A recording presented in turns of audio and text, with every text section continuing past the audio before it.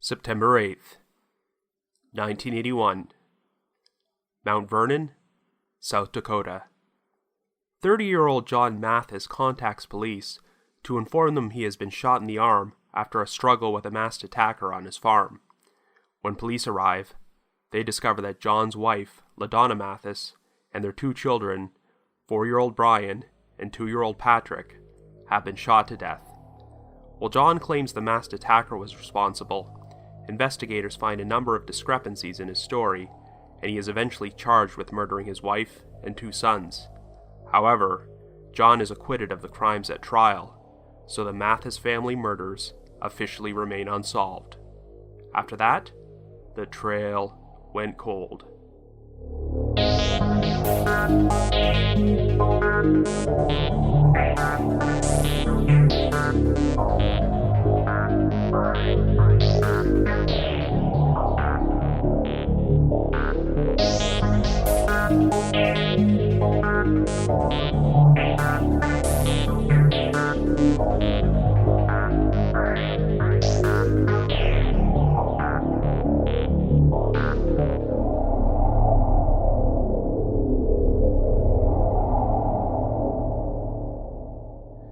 Hello everyone, and welcome to the latest episode of The Trail Went Cold. I'm your host Robin Warder, and today we will be covering a particularly horrific crime, the 1981 murders of LaDonna Mathis and her 2 sons, Brian and Patrick. This is actually the first episode we've done about the unsolved murder of a family, and it's a pretty unique story. The patriarch of this family, John Mathis, claimed that he got into a struggle with an unidentified assailant who killed his wife and children, but the authorities did not buy his story and charged him with the murders. This story is reminiscent of a number of infamous cases in which parents have murdered their families and blamed the crime on an outside attacker, such as the Jeffrey MacDonald and Darlie Routier cases. But the key difference which separates this case from the others is that when John Mathis went on trial for his crimes, he actually got acquitted and walked free. Not only that, but he also continued to raise his surviving son, who has always believed that his father was innocent. While there are a number of people who still believe John was guilty all along, the Mathis family murders are still officially unsolved, so I'm going to explore this case and try and determine who the most likely perpetrator was. However, before we get started, just a brief reminder that The Trail Went Cold is a weekly podcast which is currently available for download on several platforms, including iTunes, Stitcher, and Google Play Music. So if you like this podcast, be sure to subscribe to it, and please leave us a rating or review on any of these sites because that will help spread the word. The Trail Went Cold also has its own PayPal account and a donate button on the website. If there's anyone out there who wants to make a donation, we would greatly appreciate it, and we'll be sure to give you a shout out on a future episode. So with all that out of the way, let us now delve into the Mathis family murders.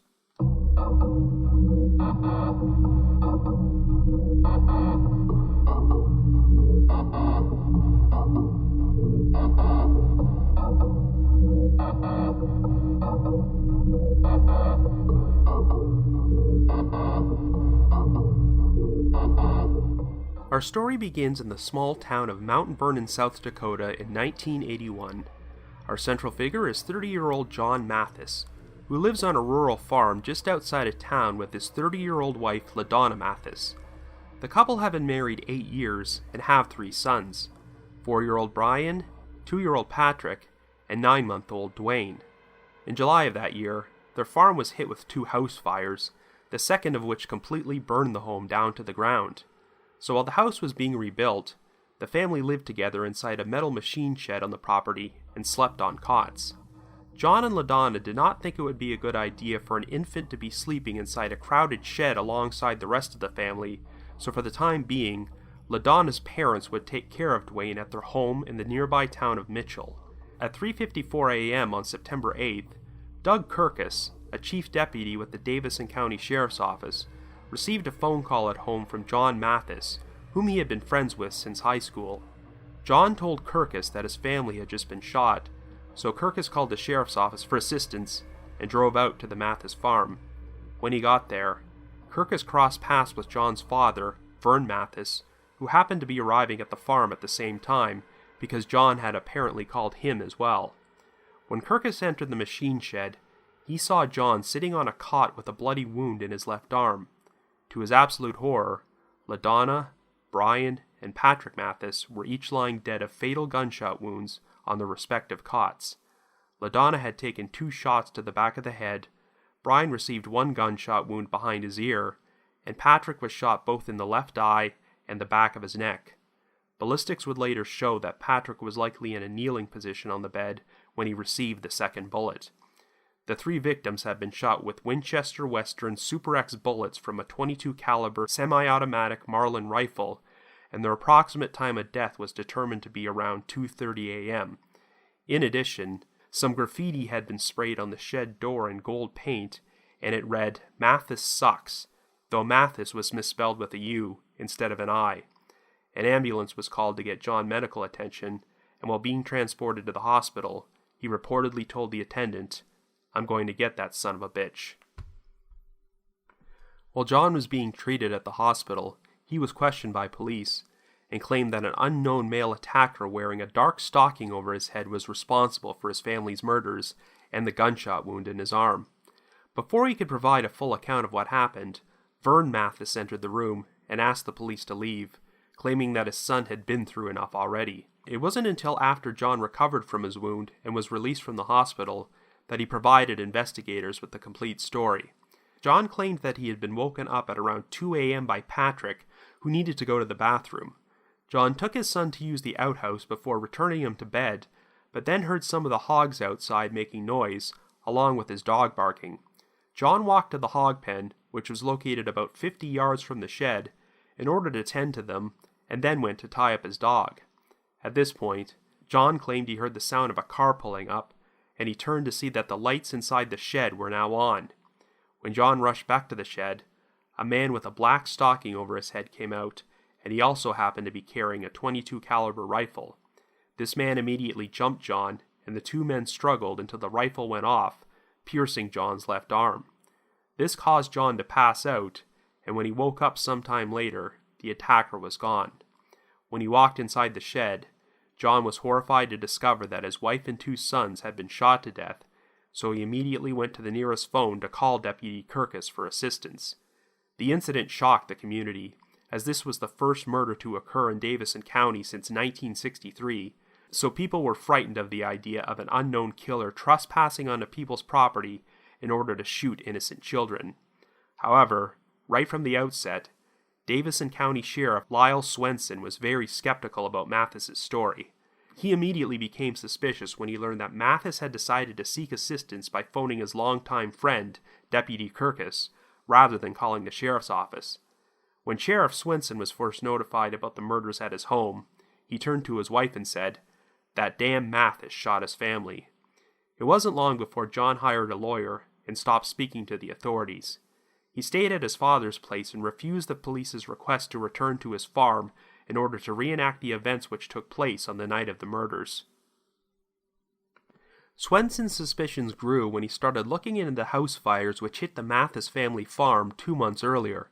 At approximately 2:30 a.m. on July 9th, LaDonna had woken up when she discovered the house was on fire and noticed her husband was not in bed beside her. LaDonna immediately grabbed her 3 kids and narrowly escaped by rushing out of the house, where she discovered that John was already outside. He had conveniently gone outside to work on the farm and was not in the house when the fire started. Just as how he had conveniently gone outside to check on the hogs when a masked attacker went inside his shed and murdered his family. Anyway, the first fire only caused smoke damage to the house, but 13 days later, it caught fire again and completely burned to the ground. It was officially ruled to be an electrical fire, which was caused when lightning struck the electrical system, but Sheriff Swenson could not overlook the amount of close calls John had experienced on his farm in a short amount of time. But the most incriminating piece of evidence was when an unfired Winchester Western Super X .22 caliber shell was discovered in the pocket of John's pants after he was taken to the hospital. And incidentally, $100 was also found in his pocket, which seemed to rule out the possibility of robbery being the motive for the murders. But the shell was very similar to the bullets found inside the bodies of LaDonna, Brian, and Patrick. When questioned by police, John told them that he did not own a .22 caliber rifle, but never mentioned anything about the shell in his pocket. Well, Swenson knew that the key to building a case against John was to recover the murder weapon, so he arranged for a thorough search to be performed of the Mathis farm. The police combed over the entire property, including a manure storage pit, but they were unable to find any gun. They even took the step of seizing .22 caliber rifles from many of the other farmers in the area and sent them to the state firearms lab for testing, but none of them matched the slugs from the murder scene. It was theorized that John could have driven to nearby Lake Mitchell in order to dispose of the rifle before returning and phoning the police. But there was also speculation about John's father, Vernon Mathis, who had seemingly arrived at the farm at the exact same time as Deputy Kirkus. Could Vern have been involved and help his son get rid of the murder weapon? Believe it or not, in order to recover the rifle, Swenson sought the help of a psychic from New Jersey named Dorothy Allison, who was known for assisting police investigations. If you're an Unsolved Mysteries fan, you probably recognize her name, as they made an entire segment about her, and that's pretty much the only reason I'm mentioning this part of the story. According to Swenson, even though Dorothy was unable to help them find the gun, she claimed the killer's name had a capital M in it, and provided a series of numbers she claimed to have seen in her head, though she did not know how they were connected to the case. Well, to Swenson's surprise, he discovered that the numbers Dorothy provided were the license numbers on John Mathis's pickup truck. But obviously, they couldn't arrest Mathis over something a psychic said, and another piece of evidence which could not be recovered during the search of the farm was the gold paint used to spray the words "Mathis sucks" on the shed door. If Mathis wrote the message himself, what did he do with the spray can?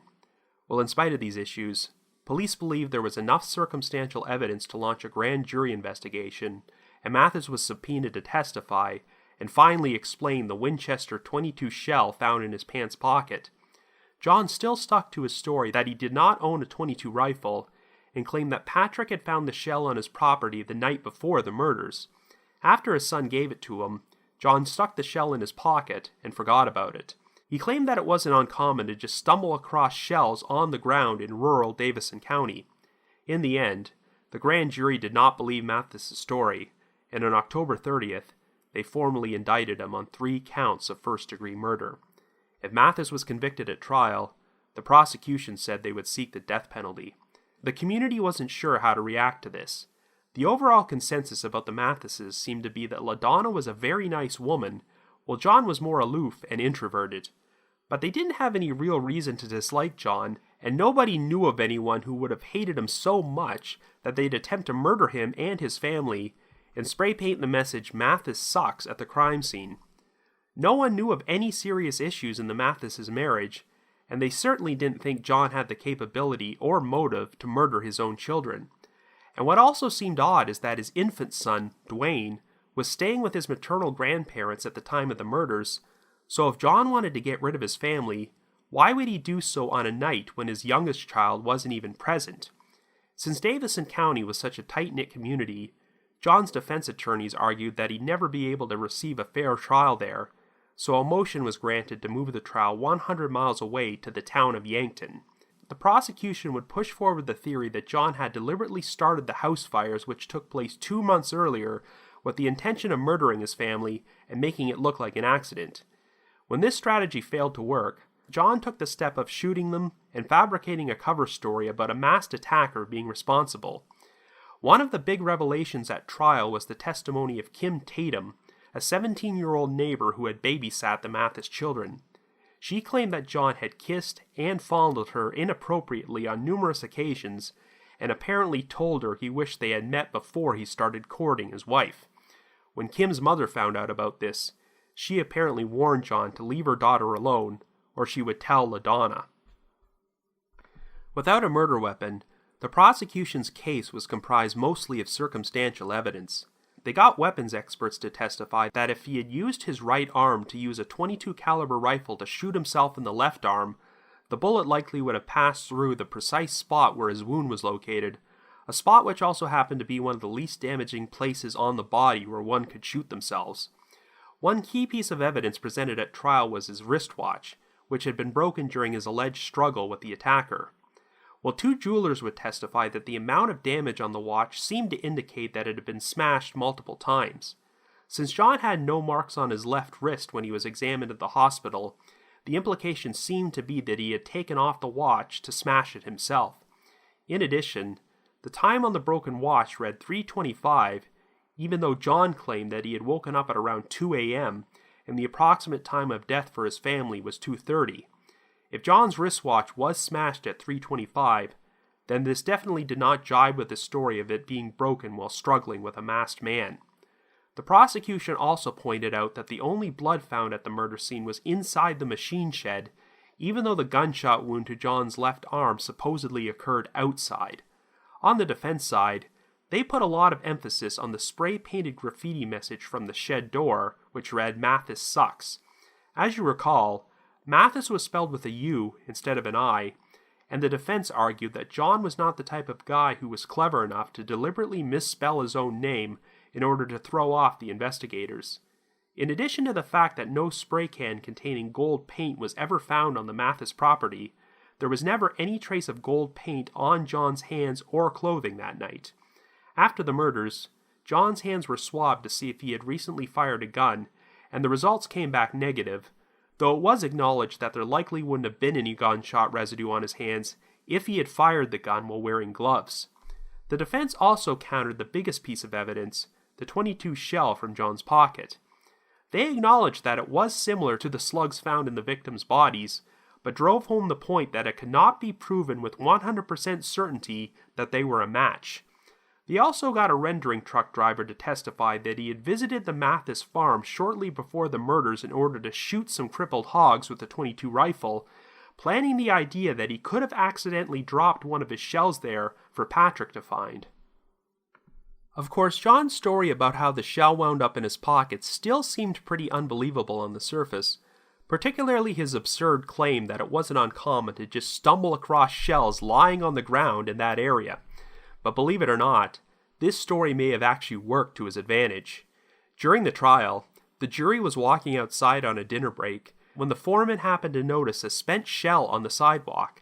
And yes, it happened to be a Winchester Western Super X .22 caliber shell, the exact same type used in the murders, and by their own admission, the jurors were astounded by the coincidence and claimed it had a significant impact on them. No one can be certain just how much it ultimately influenced their decision, but on May 12, 1982, after deliberating for 3 days, the jury found John Mathis not guilty on all 3 counts of murder and acquitted him.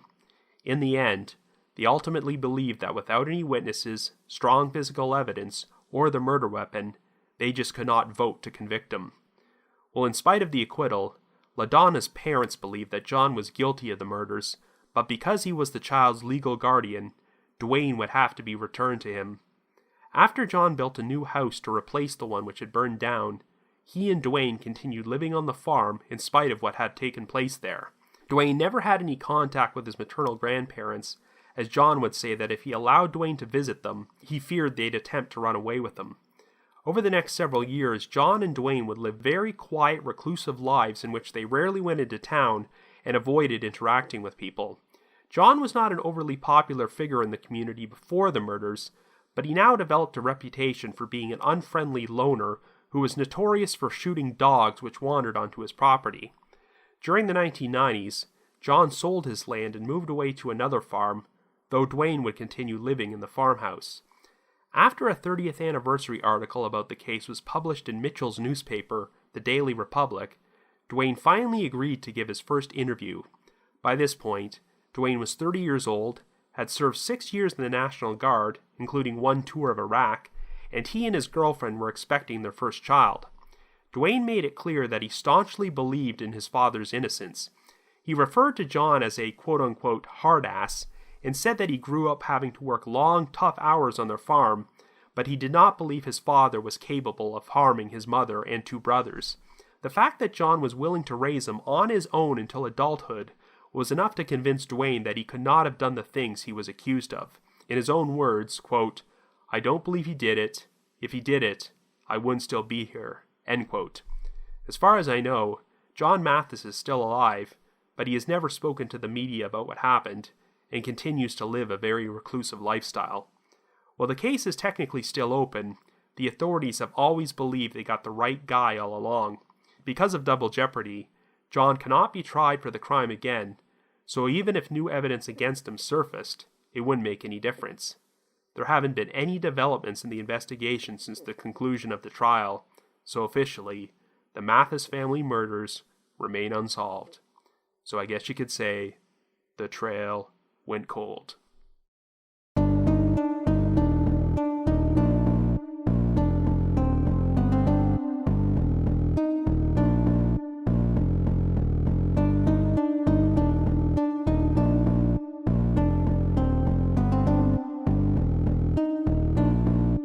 Now, one thing I like to do when covering older cases on this podcast is to not only look at it from a modern perspective, but examine it from the perspective of the time period when the story took place. Obviously, there's a major difference between looking at this case as a true crime fanatic in 2018 than looking at it as a juror at a murder trial in rural South Dakota during the pre-internet world of 1982.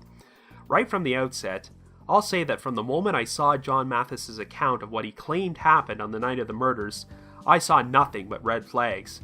And that's because I've studied so many cases just like this, where a parent claims that an unidentified assailant attacked them and their family, but even though their children were murdered, the parent managed to survive with superficial wounds. In my intro, I mentioned the Jeffrey MacDonald case, which is probably the most famous example of this. I'm sure many of you are probably already familiar with it, but in case you're not, here's a quick rundown. Jeffrey MacDonald was a doctor and army officer who lived in Fort Bragg, North Carolina with his wife Colette and their two daughters, 5-year-old Kimberly and 2-year-old Kristen. On February 17, 1970, Colette, Kimberly, and Kristen were all brutally murdered inside their home. Dr. MacDonald claimed that a group of drug-addicted hippies broke in and attacked him, knocking him unconscious before they murdered his wife and children.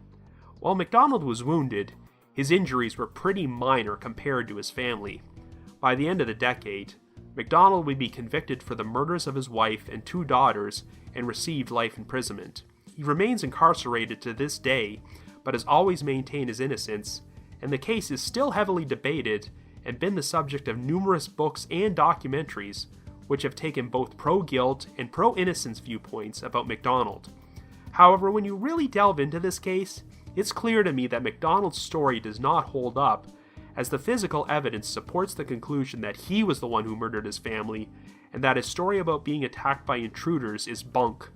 But the point is, you can see the similarities between the MacDonald case and the murders of LaDonna, Brian, and Patrick Mathis. Much like Jeffrey MacDonald, John Mathis claimed that he crossed paths with an attacker who murdered his family, but he was only left with a superficial wound which caused him to pass out. In the MacDonald case, the word pig was written in blood on the headboard of his wife's bed, which was reminiscent of the Manson family murders which took place months beforehand. Since the MacDonald home had a magazine containing articles about the Manson family, it's suspected that MacDonald used it as an inspiration to stage the crime scene and concoct his story about being attacked by murderous, acid-loving hippies. Well, in the Mathis case, the words "Mathis sucks" were spray-painted on the door of the shed. How surreal would it be if Mathis had been inspired to stage a scene from the MacDonald murders, which in itself was inspired by the Manson family murders? But the key difference between MacDonald and Mathis is that when Mathis went on trial for the crimes, he actually wound up being acquitted. When he was interviewed for the 30th anniversary article, the Attorney General who prosecuted the case said, quote, "As I look back, I would have recognized that there was a myth that parents could not harm their children, number 1. Number 2, that sometimes myth overwhelms reason, because it's what we all want to believe."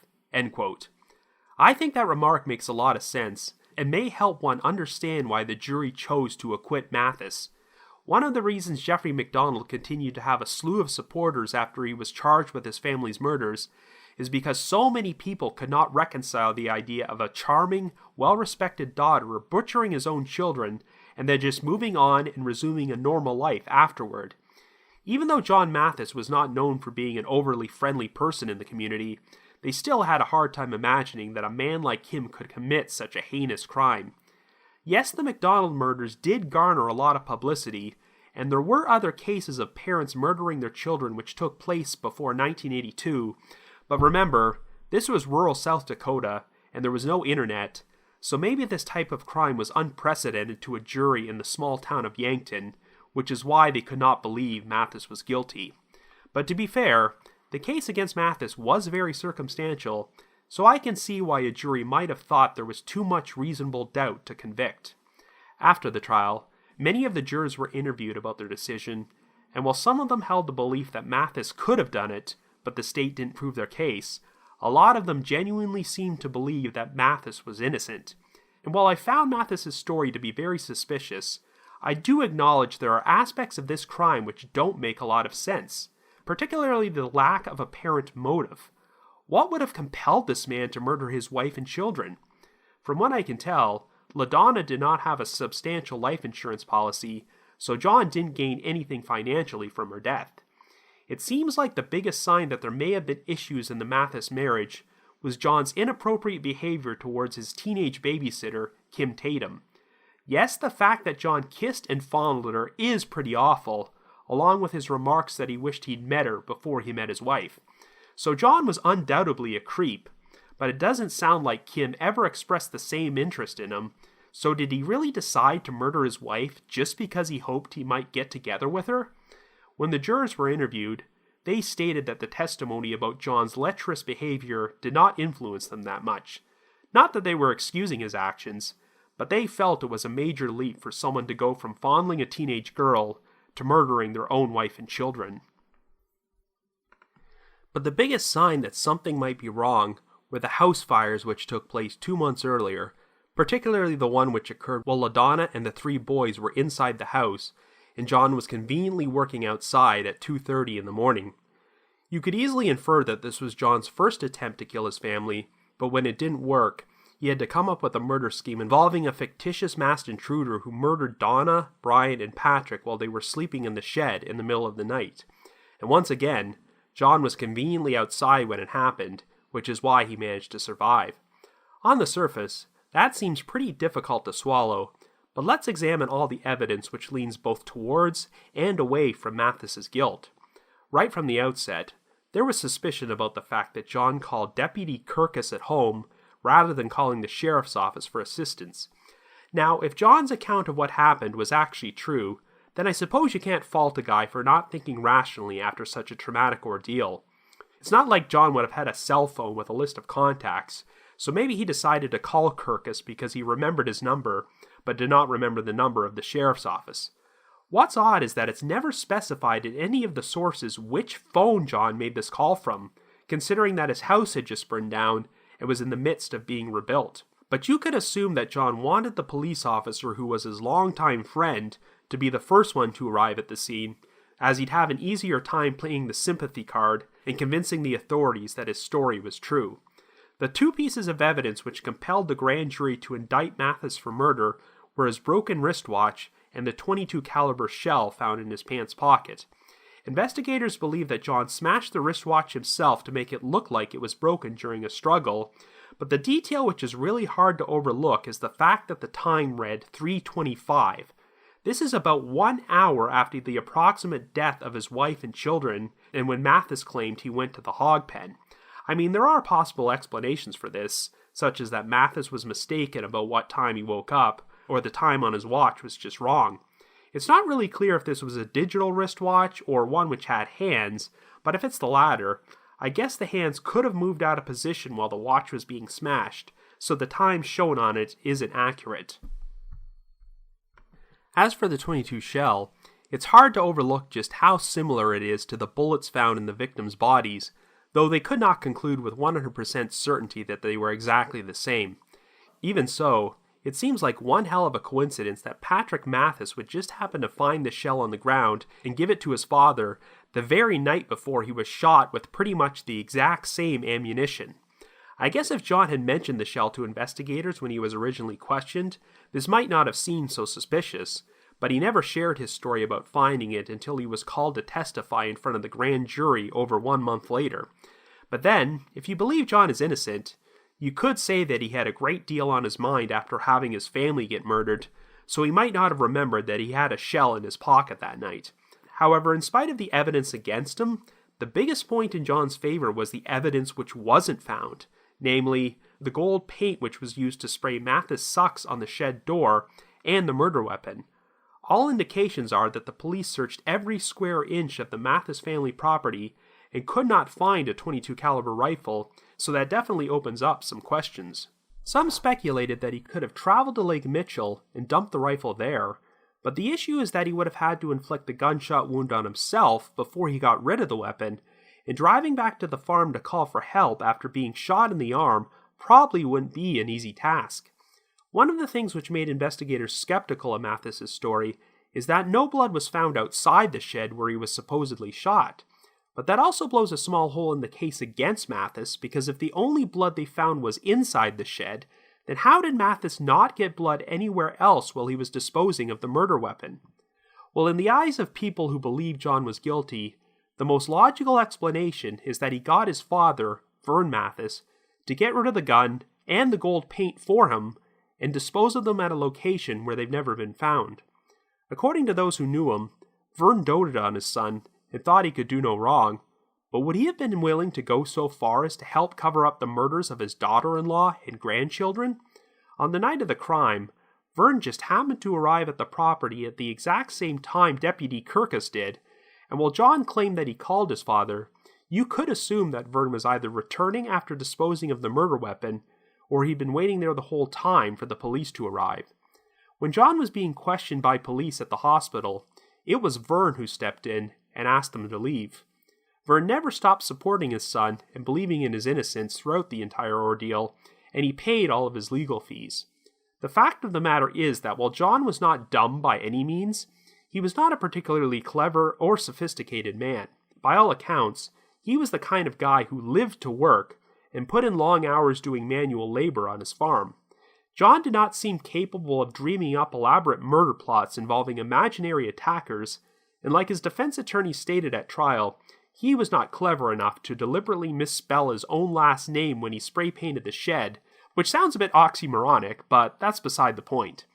However, if John murdered his family and then called his father for assistance, then perhaps Vern was the one who came up with the story about the masked attacker and helped his son stage the crime scene. Another thing which lends credence to the possibility that John had help is the bizarre episode in which the jury foreman discovered a .22 caliber shell on the sidewalk during the trial. I really hope this incident wasn't the turning point which compelled the jury to acquit him. Just because you found a .22 shell on the sidewalk does not prove that John's story about his son finding a .22 shell on the ground is true. Do they think South Dakota is this magical place where .22 caliber shells come raining down from the sky? The jury foreman stated that he was astonished by the coincidence, but some people wondered if the shell might have been deliberately planted there, perhaps by someone from John's family, in hopes that the jury would find it and allow it to influence their decision. That does sound pretty far-fetched, but the odds against someone from that jury stumbling upon a shell like that by pure chance have got to be astronomical. Now let's move past the evidence and focus on the one thing about this case which always makes me do a double take about John's guilt. If he wanted to murder his wife and children, why did he spare his youngest son Dwayne and then go on to raise him into adulthood? Remember, Dwayne was only 9 months old at the time and staying with his maternal grandparents, so if John committed this crime, he made a conscious choice to carry out the murders on a night he knew Dwayne wouldn't be there. So let's take a moment to talk about another similar story which I mentioned in my intro, the Darlie Routier case. In summary, Darlie Routier is a woman who is currently on death row in Texas for the 1996 murders of her 2 sons, 6-year-old Devin and 5-year-old Damon. Darlie always claimed that an unknown intruder broke into her house and attacked both her and her sons with a knife. So yes, this is yet another case in which 2 children were brutally murdered, but the parents survived the attack. This case has always been controversial, but in my personal opinion, the evidence shows there was no intruder, and that Darlie herself committed the crime. But I think one of the main reasons this case is still heavily debated over 20 years later is because it's really not clear what her motive could have been. Darlie had a 3rd child, a 7-month-old son named Drake, who was sleeping upstairs with his father that night. So what would compel a mother to stab 2 of her children to death, but spare her youngest one. And this same logic applies to John Mathis.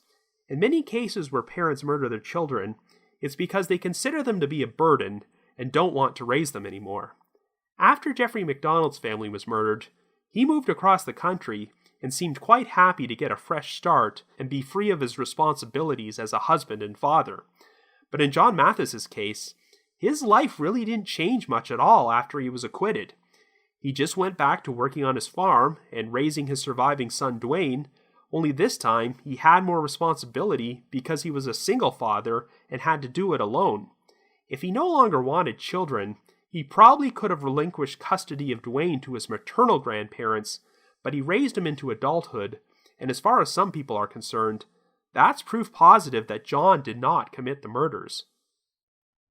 But you also have to keep some other things in mind. The initial fire at the Mathis house in July took place while LaDonna and all 3 of her children were at home, so if John deliberately started that fire, then Dwayne could have been killed too. I'm not sure who ultimately came up with the idea for Dwayne to stay with LaDonna's parents until the house was rebuilt, but if it wasn't John's idea, maybe he figured that getting rid of Dwayne was now out of his hands and he'd have to make do with murdering LaDonna, Brian, and Patrick. Maybe he was actually fine keeping Dwayne because he was still an infant and could now raise him from scratch the exact way he wanted to without his wife's interference. I can't imagine how difficult it must have been for LaDonna's parents to give Dwayne back to John since they believed he committed the murders. It's kind of a tough situation from a legal standpoint because John was Dwayne's legal guardian and he was technically acquitted of the crime, but I'm sure there was fear that if he was capable of murdering his other 2 sons, he could potentially do the same thing to Dwayne as well. Ultimately, that might be the reason John continued raising Dwayne, because if anything happened to him, he knew that suspicion would instantly fall upon him. On the bright side, from what I've seen of Dwayne, it does seem he grew up into a level-headed guy who served his country in Iraq and was starting a family of his own, so it looks like being raised by a suspected murderer wasn't too damaging for him. And in John's defense, Dwayne staunchly believes in his innocence, but really, what else is Dwayne going to say? He was too young to remember his mother, his brothers, or anything about the murders, so John is the only parent he's known, and you can't blame him for thinking that his father was incapable of such a heinous crime. When you look at the situation as a whole, if John was the perpetrator, he committed 3 murders which did not seem to benefit him or change his life in any positive way. He spent nearly 4 decades raising a son while living in the exact same community, doing the same work as a farmer, except that he's had to live with the stigma of being a potential murderer. So did these past 36 years demonstrate that John Mathis may not have actually done the things he was accused of? Well, I'm sorry, I just can't come to any other conclusion than him being guilty as sin. Yes, the murder weapon was never found, and yes, there never seemed to be any clear-cut motive, but the biggest issue here is that investigators have never even come remotely close to finding any evidence which points to another suspect who committed this crime. I can understand why people still debate the Jeffrey MacDonald case, because there was actually another suspect who confessed to being involved in the murders, even though she was an unreliable drug addict. But in this case, there's nothing. What reason would there be for a mysterious masked killer to stop at a rural farm in the middle of the night, enter a shed, and murder a woman and 2 young boys? Okay, you might be thinking that it was some serial killer who was passing through the area and decided to pick the first place they saw to commit a crime, because sometimes murderers just pick their victims at random. But this particular perpetrator left a message behind which read, "Mathis sucks," which suggests that he knew the victims and had some sort of grudge against Mathis. But then how come authorities couldn't find any suspects who had such a hatred towards Mathis that they would commit this sort of crime? This was a close-knit farming community, so if anybody from the area had that kind of vendetta against Mathis, people would have talked. The only people who seemed to have any issues with Mathis were Kim Tatum and her family because he had kissed and fondled her, but I somehow doubt that's going to incite them to murder his wife and his 2 children. And of course, if someone hated Mathis that much, why incapacitate him with a minor gunshot wound to the arm and not finish the job? If this attacker actually existed, then he pretty much just vanished into thin air and got away with the perfect crime. I just don't buy it. I've covered quite a few cases on this podcast in which the police did a lousy investigation or had serious tunnel vision and focused on the wrong person, but I cannot fault the Davison County Sheriff's Office on this one. From what I've read about Sheriff Lyle Swenson, he sounds like a stand-up guy, as he was eventually appointed to become the United States Marshal for the District of South Dakota by President Bill Clinton, and it sounds like his department worked diligently to try and find the murder weapon. When that didn't work out, they built the best case against Mathis that they could, but it just didn't pay off at the end. And to Swenson's credit, even though he believed Mathis was guilty, that still did not prevent him from exploring other possible leads after the trial, but they always led to a dead end, and not one shred of evidence could be uncovered which pointed to another perpetrator. The case for Mathis's guilt isn't perfect, of course, but I think a lot of the discrepancies can be explained away if you believe that he had help committing the crime or disposing of the evidence. Since Vernon Mathis has passed away, we'll probably never know for sure if he was involved. Now, given that the case against him was largely circumstantial, could I have voted Mathis guilty beyond a reasonable doubt if I was on the jury for that trial? That's hard to answer for certain, but there's no way I can believe he's innocent. Unfortunately, this sounds like a case in which an evil psychopath did an unthinkable thing and did not receive the appropriate punishment. But in a way, John was condemned to spend the rest of his life in a personal prison of his own. Yes, it would have been much more preferable if he had been locked up for the rest of his life, but ever since his acquittal, he has become a pariah in the community and been forced to live a very reclusive, isolated life, with his only company being a son he may not have even wanted in the first place. I just cannot fathom how a person who fired bullets into the heads of his wife and 2 sons, aged 4 and 2, could go on living with himself and keep raising another child, but it's clear there was something deeply wrong with John Mathis, and that he is probably wired in a way which normal people will never understand.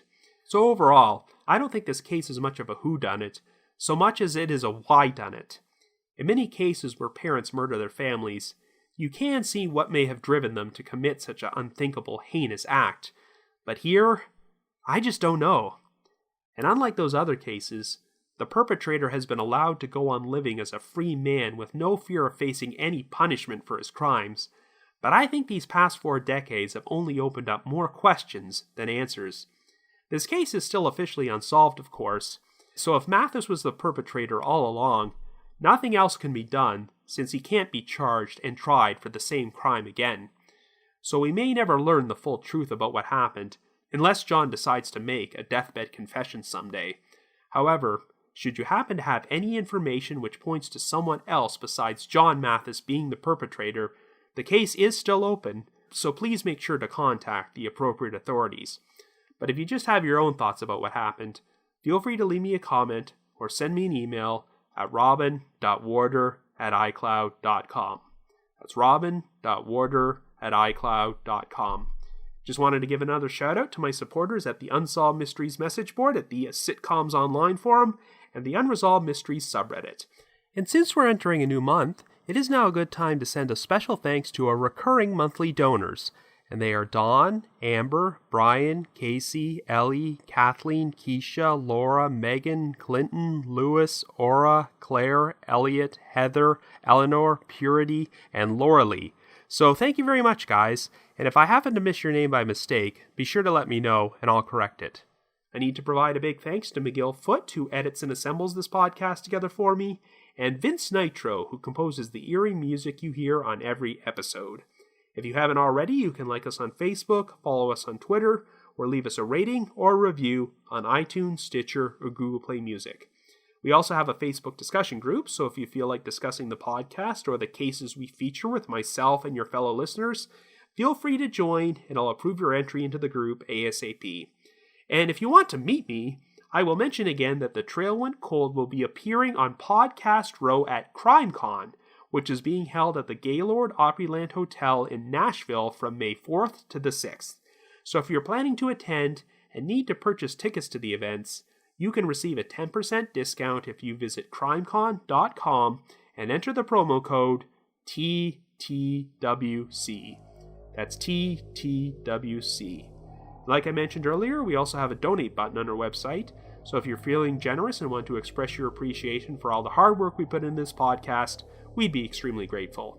So have yourself a good week, and join me next Wednesday, which happens to be Valentine's Day, as we're going to deliver a special Valentine's Day themed episode of The Trail Went Cold.